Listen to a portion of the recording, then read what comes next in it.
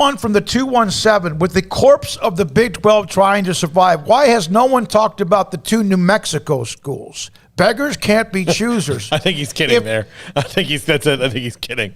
But yeah, you know why. Well, if the big 8 remaining teams in the Big 12 are right now on the outside or possibly could, New Mexico and New Mexico State, with all due respect, not a part of the equation. Well, I think that, going from making nearly $30 million or whatever the Big 12 is making now, like $35 million per year, and knowing that that's going to tank down all the way to approximately $10 million or less if things stay the same and Oklahoma and Texas leave in 5 years, you add in the New Mexico schools, and that $9-10 million is probably going down to like $7 million.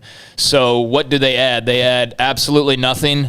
There are not eyeballs in New Mexico that are desirable to TV networks. I'm not trying to be disrespectful. It's just there's not. And they're not big money programs. They don't have a history. Like looking back at some of these other programs that we're talking about don't really get a chance to walk through the door.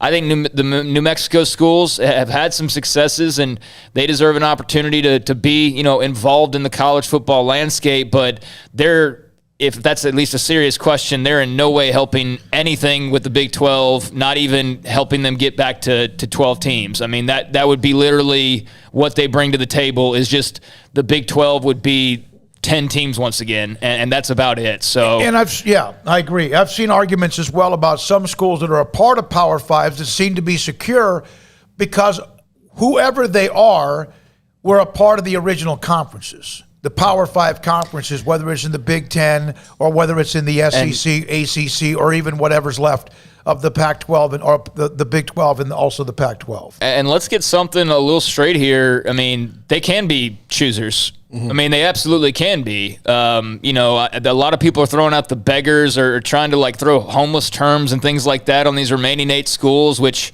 you're clearly not a fan of any of those 8 schools, and that's fine. I mean, whatever. But no, they absolutely can be a little bit selective here, because if it was a matter of being beggars, then why wouldn't they have already gone to the New Mexico schools or to whoever and added those schools if it was that simple and if it was going to make a difference? The reason why they haven't is because it would make absolutely no difference. So, yeah, they're going to probably have to get on their knees and beg a little bit maybe in some case, but they're not going to do it for the New Mexico schools. They're not going to do it for North Dakota. They're not going to do it for schools that don't add anything. They don't add anything to the value, and that's what it all comes back to. Just like, and I'll say this against the Big 12, the remaining 8 schools don't really add any value to the Big 10 or the SEC or the ACC or the Pac-12, which is why you've seen those schools stay pat. So, they might be in a bad position right now, but they're still in a much stronger position for at least the length of this contract, which is another 4 years. And we saw how college football changed in 1 week.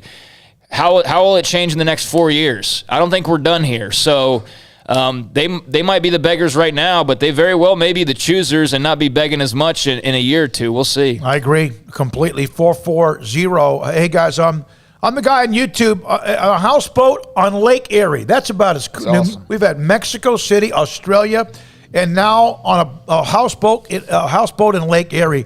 ESPN will try to either force the playoff to stay the same or change the playoff expansion to include just the top 4 conference champions instead of the top 6 to keep the group of 5 schools out. I disagree with that. Part of this working group that they had was because ESPN was upset about their ratings. I mean, it hurt them. So ESPN wants a 12-team playoff. They just want the 12 teams, the majority of them, to be in leagues that they have partnerships with. Yes, they want a monopoly. They want their teams that are under the ESPN contracts to be the ones that have the best shot, and that's why they're obviously working in conjunction. I don't care what people at ESPN say. I absolutely, positively, 100% believe that they were a part of the Oklahoma and Texas move.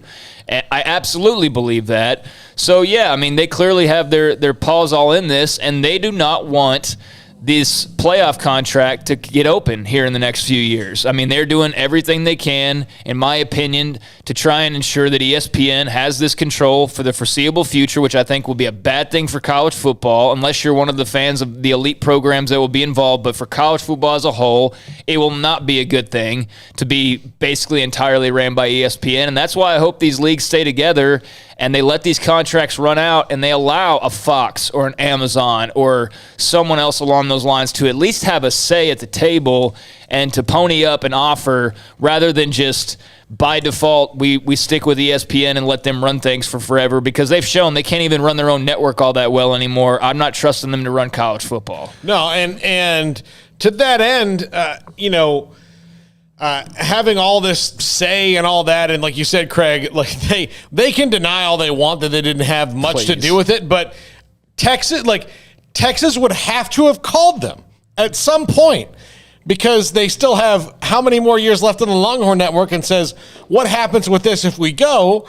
And there's the SEC network. So there's two networks that they would involved. So they would have known pretty early on in the process. Well, and the fact that they have the Big 12 under contract, therefore Texas also under contract with the Big 12, and then they're trying to maneuver the other 8 remaining schools. So ESPN gets Texas and Oklahoma, 2 massive brands, to the network and to the conference that they basically own, along with Greg Sankey. And promote. Which they should promote. That they promote the hell out of, and that they are reason number one why the SEC is looked at the way that it is nowadays. I mean, yes, the national championships and the NFL players, that has a lot to do with it, but if you'll remember that original buzz for the SEC and why it was different, and it's not like the Big 12, we play defense here, and all these things as propaganda is what it was that you heard in the early 2000s.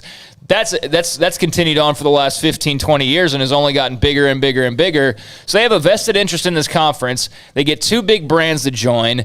Then they make a maneuver, although they deny it, that they try to move the remaining 8 schools into the American, which who does that benefit? That benefits ESPN, because Texas and Oklahoma don't have to pay massive $80 million buyouts. They just get to walk clean to the SEC, which is under the ESPN umbrella, and the American, which is under the ESPN umbrella, then gets all these other Big 12 schools, so they still have control over them, and they don't have to pay the buyout or worry about the Big 12 holding steady.